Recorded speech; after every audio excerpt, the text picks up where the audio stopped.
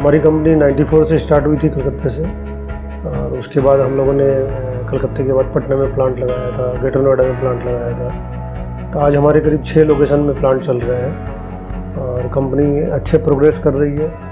हम अभी बिस्किट्स बनाते हैं, केक बनाते हैं और कुकीज़ बनाते हैं।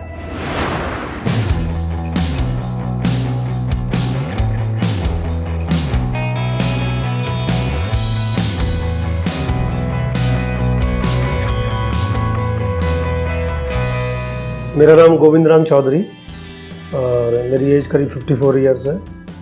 और ये जो हमारा प्लांट है जहाँ भी अभी हम सेटरिंग कर रहे हैं, ये करीब 20 साल से ऑपरेट कर रहे हैं और हमारी कंपनी 94 से स्टार्ट हुई थी। ये सेकंड जनरेशन का बिज़नेस हम लोग हैंडल कर रहे हैं और ये बिज़नेस फादर ने स्टार्ट किया था। 94 के पहले भी फादर के पास बिस्कुट का बिज़नेस था, तो उनको एक आइडिया आया कि भी बच्चे जब बड़े होंगे, आगे बढ़ेंगे, तो क्यों नहीं एक ब्रांड और लॉन्च किया जाए। तो ये 94 में अनमोल ब्रांड लॉन्च किया गया था।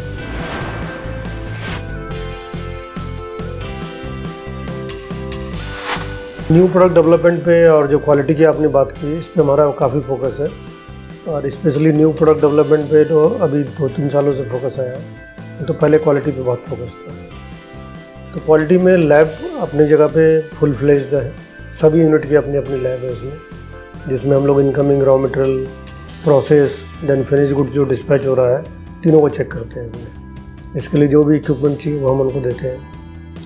प्लस क्वालिटी इम्प्रूवमेंट के लिए जो प्रोसेस बने हुए हैं, जिसको हम प्रोसेस फ्लो चार्ट बोल सकते हैं, या प्रोसेस कैसे कैसे करना है, कौन कौन सी वैरायटी का क्या प्रोसेस रहेगा, तो वो सारा चीज़ हमने डिस्प्ले कर रखा है। हमारी तरफ से जो क्वालिटी मापदंड है उसको हम रेगुलर बेसिस में इम्प्रूवमेंट करते रहते हैं।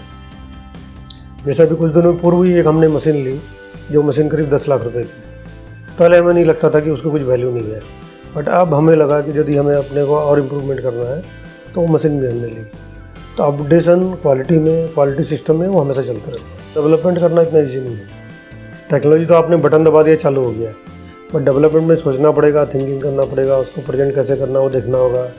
फिर आपके दिमाग में जो आइडिया था वो प्रैक्टिकल इम्प्लीमेंट हो पा रहा है कि नहीं भी देखना होगा। तो डेवलपमेंट करना थोड़ा सा टफ है।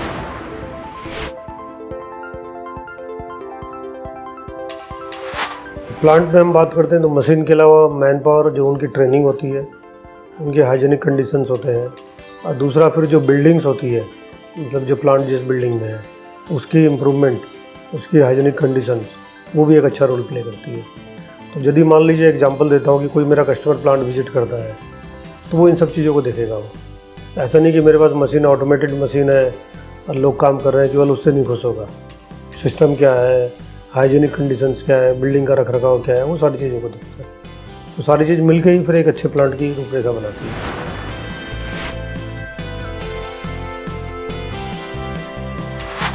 ये हमारी reach most of the India के सभी जगह पे है, जिसमें विशेष ज़्यादा जो रीच है हमारी eastern, northern and central area में है, और धीरे धीरे हम अपनी रीच वेस्टर्न में और साउथ में भी बढ़ा रहे हैं। और इसके अलावा हम लोग एक्सपोर्ट पे भी काफ़ी फोकस है हमारा। आज के दिन करीब 20 से ज़्यादा कंट्री में हम एक्सपोर्ट करते हैं। कुछ कंट्रियाँ हमारे जो कैरिबियन साइड के हैं उधर की भी है, तो काफ़ी एरिया में माल जाता है हमारा। और ये धीरे धीरे बढ़ भी रहा है और पिछले 1.5-2 सालों में काफ़ी स्पीड से बढ़ रहा है एक्सपोर्ट हमारा।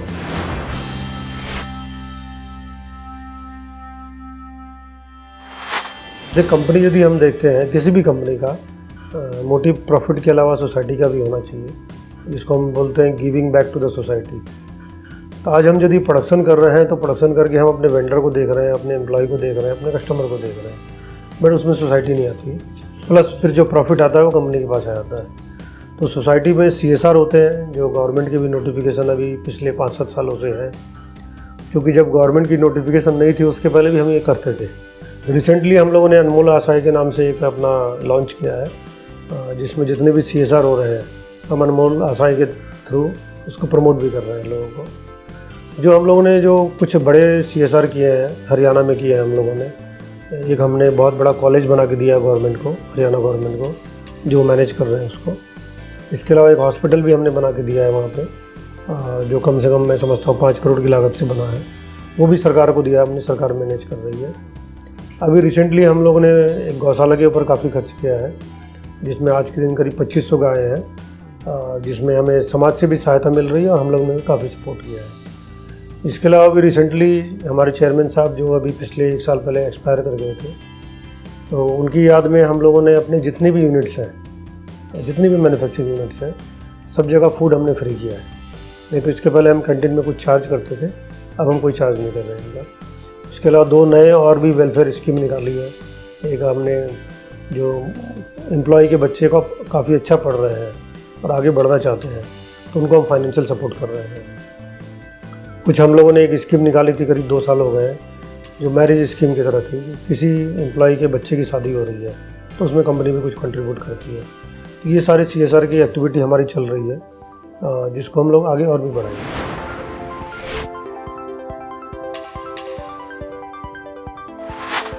फूड इंडस्ट्री धीरे धीरे बहुत ही मतलब कॉम्पिटिटिव होती जा रही है और कैपिटल इंटेंसिव होती जा रही है।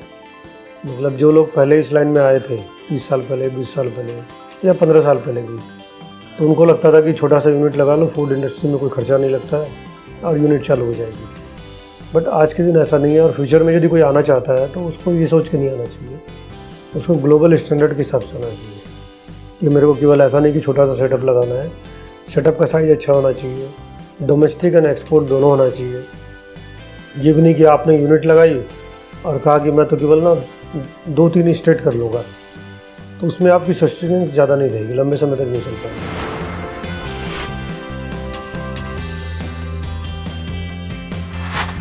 कंपनी का टर्नओवर आज करीब 1200 करोड़ का है, और इसमें जो हमारी प्लानिंग है आने वाले 5 सालों में, इसको हम 2400 करोड़ पे पहुंचाएंगे, और जिसके लिए कुछ रूपरेखा हमने बना रखी है।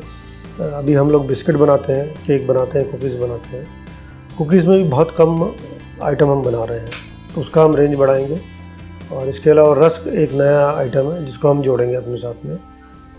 रूपरेखा के हिसाब से कुछ हम नए एरिया में भी जाएंगे, तो करीब करीब जो 2400 करोड़ का जो प्लान है वो हमें बहुत टफ नहीं नज़र आ रहा है, हम इजीली अचीव कर लेंगे।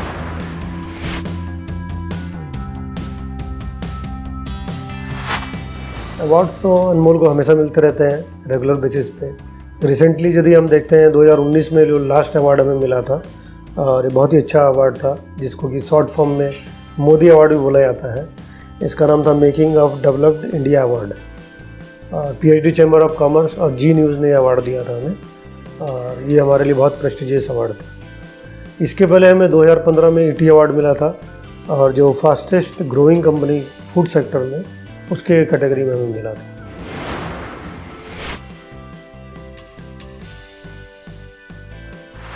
वोकल फॉर लोकल बहुत अच्छा इनिशिएटिव गवर्नमेंट ने अभी लॉन्च किया है, और स्पेशली मैं कहूँगा कोविड में लॉन्च किया है।